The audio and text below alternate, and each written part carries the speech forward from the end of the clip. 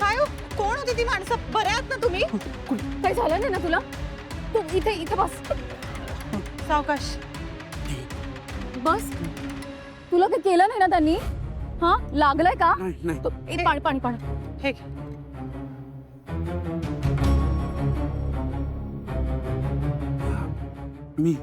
मी ठीक आहे, फक्त श्वास गुदमरला. जॅकेट टाक. तुम्ही श्वास घ्या, थोडा शांत व्हा. हे 200% त्या काकूंचं आणि अंशुमनचंच काम आहे. कशा आहेत त्या? इतकी दुष्ट आणि विकृत माणसं कशी असू शकतात मला कळतच नाहीये. निकिता, नाही, मला नाही वाटत त्यांचं हे काम आहे, कारण काकू किंवा अंशुमन तिथे नव्हते आणि त्यांचा काही उल्लेख सुद्धा नव्हता.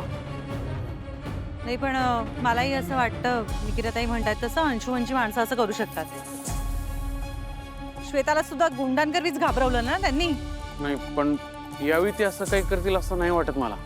आणि तसं त्यांनी केलं असेल तरी सिद्ध करायला आपल्याकडे पुरावा नाहीये. पण एक दुसरी सुद्धा शक्यता असू शकते. काय?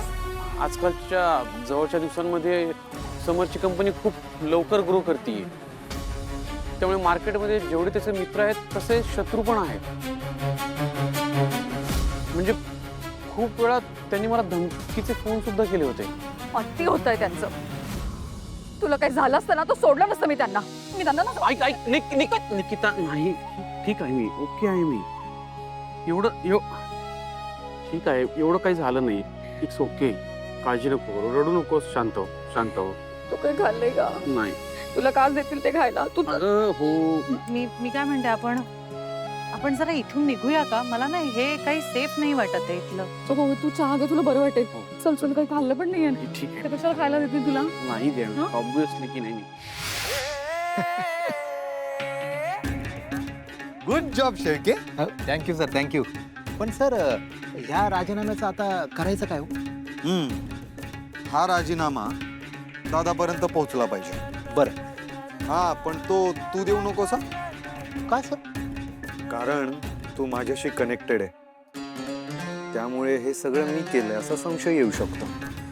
पण सर, ऐका ना, या प्रकरणामध्ये जास्त माणसं इन्व्हॉल्व करणं म्हणजे रिस्क आहे हो. हो ना? हो. मग तुम्हाला जास्त अक्कल शिकू नको शेळके. सांगितलं तेवढंच कर.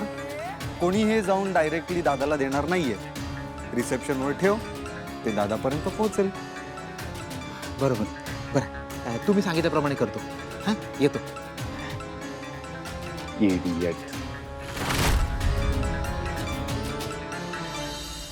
सर, हे लेटर आलंय. हां.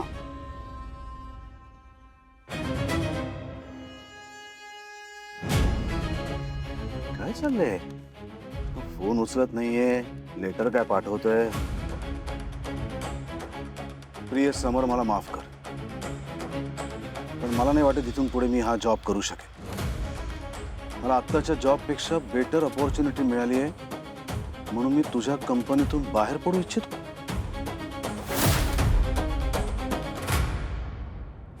प्लीज मला फोन करू नकोस आणि याबद्दल काही प्रश्न विचारू नकोस, कारण मला हे सगळं समोरासमोर तुझ्याशी बोलणं जड जाणार आहे. आणि यानंतर मी प्रेशराईज होऊन तुझा जॉब करतो असं म्हटलं तर तूच मला रिहायर करू नकोस प्लीज, कारण मला खरंच या जॉबचा कंटाळा आलाय. त्यामुळे मला मोकळ कर आजच. आनंद.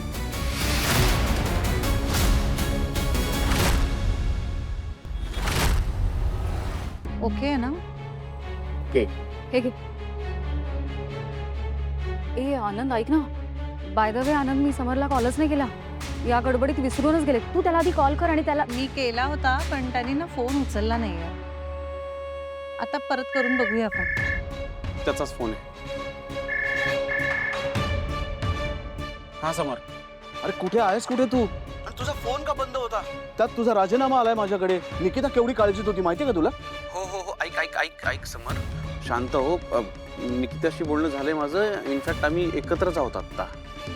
हे काय चाललंय आनंद सगळं? मी सांगतो तुला, पण असं फोनवर नाही सांगता येणार. आपण ऑफिसमध्ये भेटूया का? ठीक आहे, ये लवकर ये. हां, आलोच. ऑफिसमध्ये जावं लागेल आपल्याला. सांगायचं ना पण सगळं. हो अर्थात, त्यांना तर कळवायलाच हवं ना आपल्याला. जाऊया आपण लगेच. हो ठीक आहे, मी पैसे देते. मॉम मॉम, यस, आनंदचं रेजिग्नेशन दादाकडे पोहोचलं. Thank God. मैत्री मैत्री करत होता ना, आता कळेल त्याला. चांगली ऑफर घेतली असती माझी, राजासारखा जगला असता, पण माज नडला त्याला. पण मॉम, तू काय खरंच 10 लाख सॅलरी देणार होतीस त्याला? अरे गुलाम करणार होती आपला त्याला. मम्मा, पण दादा ते लेटर सिरियसली घेईल ना? का नाही घेणार? आनंदच्याच अक्षरात त्याच्या सही सकट पाठवलंय, त्यामुळे कोणीच डिनाय करणार नाहीये ते आनंदने पाठवलं नसेल. नाही म्हणजे समरला तितकंही लाईटली घेता कामा नये आपण. पण समोर जेव्हा आनंदच्या सिग्नेचर सकट ते लेटर बघेल तेव्हा त्याला विश्वास बसेल. म्हणजे ऍक्च्युली समरला शॉकच असेल तो की आनंदने रेजिग्नेशन दिलं. त्याला विश्वासघात झाल्यासारखा वाटेल.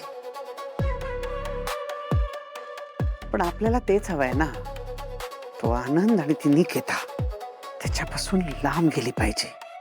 तरच आपल्याला स्वानंदीला समरपासून लांब करता येईल.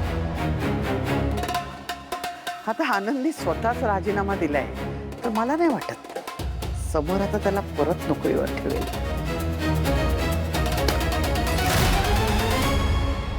काय किडनॅप? आणि हे तुम्ही मला आत्ता सांगताय, अर्धा दिवस गेल्यावर? अरे कोण होती ती माणसं? काय हवं होतं त्यांना? त्यांनी तुला काही केलं नाही ना? नाही, मी ओके समर. अरे मी खरं तर तुला सांगणार तो. सॉरी तुला एवढं उशिरा कळलं, पण तुला फोन केला लागला नाही. आणि योगायोगाने या दोघींशी कॉन्टॅक्ट झाला माझा, त्यामुळे यांना सांगितलं. अरे पण ही माणसं होती कोण? माहित नाही, कुठली तरी रायव्हल कंपनी असेल. अरे त्यांनी बळजबरीने राजीनामा लिहून घेतला माझ्याकडून. काय रायव्हल कंपनी? पण ही कुठली पद्धत आहे काम करण्याची? ही अशी?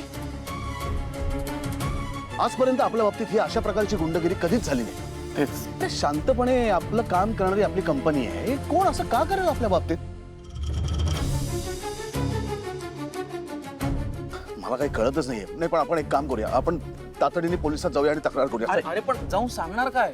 मला ते गुंडांचे चेहरे पण आठवत नाहीयेत, काय आगापिच्छा माहित नाही. अरे पण पोलिसांकडे तक्रार केल्यानंतर ते शोधून काढतील त्यांना. नशीब त्यांनी तुला सोडलं, अजून काहीतरी केलं असतं तुला तर. अरे समर मी ओके, ठीक आहे आता सगळं. आणि स्वानंदी वहिनीने ती खोटी सही करण्याची आयडिया दिली म्हणून वाचलो खरं तर मी. तुम्ही ना त्या पेपर्सवर त्यांना जी काय सही हवी आहे तुमची, तिथे तुमची ऑफिशियल नसलेली अशी फक्त तुमच्या नावाची एक वेगळी रॅन्डम खोटी सही करून टाका. हो समर राजवाडेंना तुमची खरी सही कशी आहे डॉक्युमेंट्स वरची वगैरे माहित असेल ना? लक्षात येत आहे का तुमच्या?